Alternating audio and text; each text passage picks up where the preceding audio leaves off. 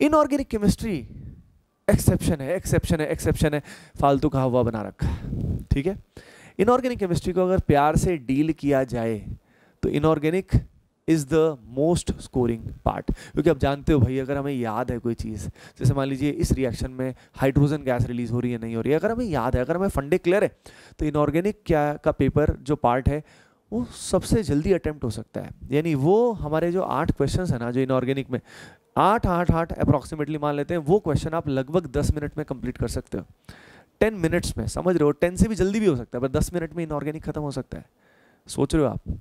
तो भाई जो इनऑर्गेनिक में समय बचेगा और जो फिजिकल में, जो ऑर्गेनिक से समय बचेगा वो थोड़ा फिजिकल में लगेगा और बाकी फिजिक्स और मैथ्स में बचाएगा, तो केमिस्ट्री ओवरऑल आपका समय बचाएगा। तो इनऑर्गेनिक को ये दिमाग से निकाल दो कि इतना रटना है ये वो।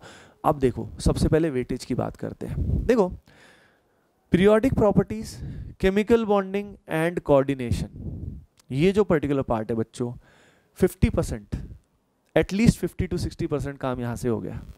यानी इनऑर्गेनिक का लगभग ये मान लो 4 से 5 क्वेश्चन आपको यहीं से मिल जाएगा, इन तीन चैप्टर से। बात समझ में आ रही है?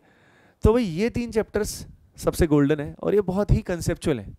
अब बात करते हैं याद करने वाले हिस्से की। याद करने वाला हिस्सा एनवायरमेंटल केमिस्ट्री है and block chemistry and hydrogen है। अब यहाँ पे अगर हम बात करें तो यहाँ पे जो हाई ROI जिनका है वो है एनवायरमेंटल केमिस्ट्री का, एस ब्लॉक का एंड हाइड्रोजन का। ये नोट कर लीजिएगा, environmental, S block and hydrogen का। अगर हम एनवायरमेंटल कर लेते हैं, एस ब्लॉक कर लेते हैं, हाइड्रोजन कर लेते हैं, तो उससे भी 2 क्वेश्चन आने के चांस होते हैं। 2 क्वेश्चन, क्योंकि एनवायरमेंटल जो है आज के टाइम में काफ़ी हॉट टॉपिक है, पूरे एनवायरमेंट में जो इश्यूज रहते हैं तो उससे रिलेटेड, खासतौर पे एयर पॉल्यूशन से related and green house effect से, स्मोक वगैरह से रिलेटेड बच्चों क्वेश्चन लगातार आते हैं, है ना। अगर हम पीरियोडिक प्रॉपर्टीज में बात करें तो कन्वेंशनली आप सभी जानते हो कि जो हमारे पीरियोडिक ट्रेंड्स होते हैं, आयनाइजेशन एनर्जी के, आयनिक रेडियाई के, आइसो इलेक्ट्रॉनिक स्पीसी कौन सी होती हैं, खासतौर पे उनके जो ट्रेंड्स होते हैं वो हमेशा ही ट्रेंडिंग रहते हैं, हमेशा ही वो काफ़ी उससे आता है। हिस्टोरिकल एस्पेक्ट से पीरियोडिक प्रॉपर्टी में ज़्यादा क्वेश्चन आता ही नहीं है। बात समझ में आ रही है? तो focus on the key areas. Similarly chemical bonding में 2 ही पोर्शन से सबसे ज़्यादा क्वेश्चन आते हैं, इवन 3 पोर्शन से, आप नोट भी कर लेना। एक तो है हमारा डाइपोल मोमेंट से रिलेटेड, एक हमारा स्ट्रक्चर शेप हाइब्रिडाइजेशन से रिलेटेड, और एक हमारा आ जाता है in general molecular orbital theory, यानी पैरामैग्नेटिज्म, डायमैग्नेटिज्म, समझ रहे हो, बॉन्ड ऑर्डर का जो रहता है, ये सब चीज़ों से क्वेश्चन आ सकते हैं मेनली। तो की कंसेप्ट भी हमें क्लियर होने चाहिए कि मेनली किन से क्वेश्चन आते हैं। सिमिलरली अगर कोऑर्डिनेशन कंपाउंड्स की बात करें तो या तो IUPAC नेमिंग से क्वेश्चन आएगा या आइसोमेरिज्म से आएगा। आइसोमेरिज्म में भी मेनली ऑप्टिकल और स्टीरियो वाले पार्ट से ज़्यादा क्वेश्चन आता है, और उसके अलावा हमारा बहुत ही इंपॉर्टेंट पार्ट VBT वाला जो पार्ट है, जिसके अंदर हमारा पैरामैग्नेटिज्म, डायमैग्नेटिज्म, शेप, वो वाला पार्ट, इनसे ही क्वेश्चन आते हैं। तो अपने को फंडे ये क्लियर होने चाहिए कि क्वेश्चन ब्रॉडली कहाँ से आते हैं। वैसे तो हमें सब लाइन टू लाइन करना पड़ेगा NCERT से। अब यहाँ पे याद रखिए, जब भी आपको पढ़ाया जाएगा, जैसे आप में से जो भी स्टूडेंट एकलव्य वॉरियर बैच में पढ़ रहे हैं उनको इनऑर्गेनिक केमिस्ट्री मैं पढ़ा रहा हूँ, जो पढ़ रहे हैं या एकलव्य वॉरियर में अभी करंटली आने वाले हैं कुछ ही समय में, तो बच्चों इनऑर्गेनिक मैं आपको पढ़ाने वाला हूँ उसमें। तो उसमें हमेशा, जैसे मैं हमारे सभी बैच वाले स्टूडेंट्स को रिकमेंड करता हूँ और मैं आपको भी रिकमेंड करूँगा कि बैच के जो लेक्चर्स हैं उसके साथ साथ NCERT को आपको स्टडी करना है और NCERT का जो की पॉइंट्स हैं उनको हाईलाइट भी करना है। पर पहली रीडिंग में हाईलाइट नहीं करना है, पहली रीडिंग में NCERT को समझना है।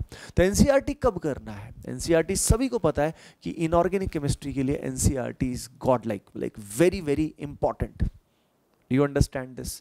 लेकिन NCERT शुरू में पढ़ोगे तो परेशान हो जाओगे, खुद से पढ़ोगे तो पहले लेक्चर कर लिया, जैसे पीरियोडिक प्रॉपर्टी के जो लेक्चर मेरे हैं वो सारे आपने किए, और जहाँ पे भी जिस भी अगर आप अलग इंस्टीट्यूट में पढ़ रहे हो तो वो लेक्चर्स किए।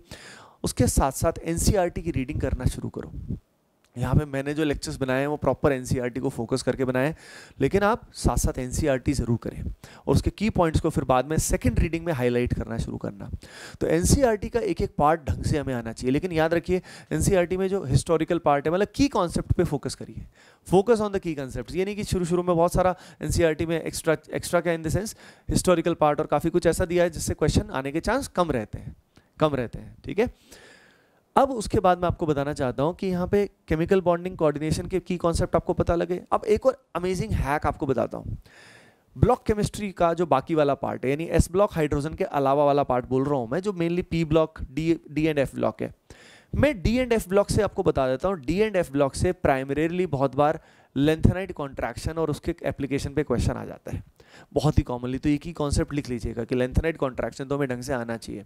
प्लस अगेन ब्लॉक केमिस्ट्री में एक और बात होती है, जैसे पी ब्लॉक है तो ऑक्सी एसिड्स वगैरह के जो स्ट्रक्चर्स हैं, यानी स्ट्रक्चर्स जो हैं ऑक्साइड्स के, ऑक्सी एसिड के, जैसे कि कई बार क्वेश्चन आ जाता है कहाँ पे सल्फर सल्फर लिंकेज होगी, कहाँ पे परऑक्सी लिंकेज होगी, तो इस तरह के क्वेश्चन। यानी अगर आपको केमिकल बॉन्डिंग से स्ट्रक्चर बनाने आते हैं, जैसे कि एक लेक्चर मेरा आपको जब मिलेगा एकलव्य वॉरियर बैच में, जिसमें मैंने बता रखा है how to draw any inorganic structure, कोई भी स्ट्रक्चर कैसे ड्रॉ करें, इसकी हेल्प से आपका जो पी ब्लॉक का पार्ट है, पी ब्लॉक का जो पार्ट है जिसमें स्ट्रक्चर बेस्ड क्वेश्चन कई बार आते हैं, वो आपका मैटर सॉर्ट हो गया।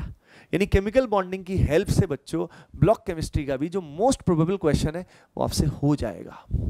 दूसरा, अब बात आती है सर रिएक्शंस, इनऑर्गेनिक की रिएक्शंस का क्या करें, रिएक्शंस कैसे याद करें। बेटा रिएक्शंस जो होती है ना, उनको याद करने का कंसेप्चुअल मतलब तरीका होता है, ठीक है। जब आप पढ़ोगे ना, जब मैं आपको पढ़ाऊंगा तो आपको पता लगेगा कि इनऑर्गेनिक कितनी कंसेप्चुअल है। जैसे कि उसमें प्राइमरीली रिएक्शन जो होती है वो किस तरह की होती है, या तो रिडॉक्स रिएक्शन होती है, रिडॉक्स में डिस्प्रपोर्शनेशन भी हो सकती है, या हीटिंग इफेक्ट में जैसे डिकम्पोजिशन वगैरह हो सकती है। 3-4 टाइप की रिएक्शन होती है। सिंपली रिप्लेसमेंट सब्स्टिट्यूशन रिएक्शन भी होती है जो प्राइमरीली हाइड्रोलिसिस में होती है। अगर हमें उनका मैकेनिज्म, उनका फंडा समझ में आ जाए तो बच्चों जैसे कि ऑर्गेनिक में बहुत ही कंसेप्चुअली पढ़ते हैं, इनऑर्गेनिक में भी 90%, 80 to 90% of the reactions you don't have to remember, उसके फंडे अगर आपको समझ में आ जाए, है ना। तो अब दिक्कत ये है कि ज़्यादातर इंस्टीट्यूशंस में इस तरीके से पढ़ाया नहीं जाता, तो यार that I can't do anything about that. लेकिन हम लोग अपने पर्टिकुलर बैच में एकलव्य वॉरियर में कैसे पढ़ने वाले हैं वो मैंने आपको आइडिया दे दिया है। उसके अंदर बहुत ही कंसेप्चुअली पढ़ेंगे और उससे रिएक्शन वाला पार्ट भी बस लिख लिख कर देखना है। मैं बाकी सभी बच्चों को ये बताऊंगा कि जो डिफरेंट इंस्टीट्यूट्स में है लिख लिख कर रिएक्शंस देखें, बाकी आपको फिर याद ही रखना पड़ेगा। अगर आपके टीचर उनको कंसेप्चुअली नहीं पढ़ा पाते और रटवाते हैं सारा का सारा, तो फिर तो आपको सब याद करने का रह जाएगा, है ना। तो इनऑर्गेनिक को कैसे डील करना है, hoping that you understood really really well, है ना। अब इसके साथ प्रैक्टिस के लिए जो रिसोर्सेज हैं, इनऑर्गेनिक की प्रैक्टिस के लिए आप सभी जैसे जिस भी कोचिंग में पढ़ते हैं, या मान लीजिए आप ATP स्टार कोटा में एकलव्य या वॉरियर बैच में है, तो आपको जो मटेरियल दिया जा रहा है प्राइमरीली DPP जरूर करें, जो क्लास इलस्ट्रेशन और DPP तो करना ही है।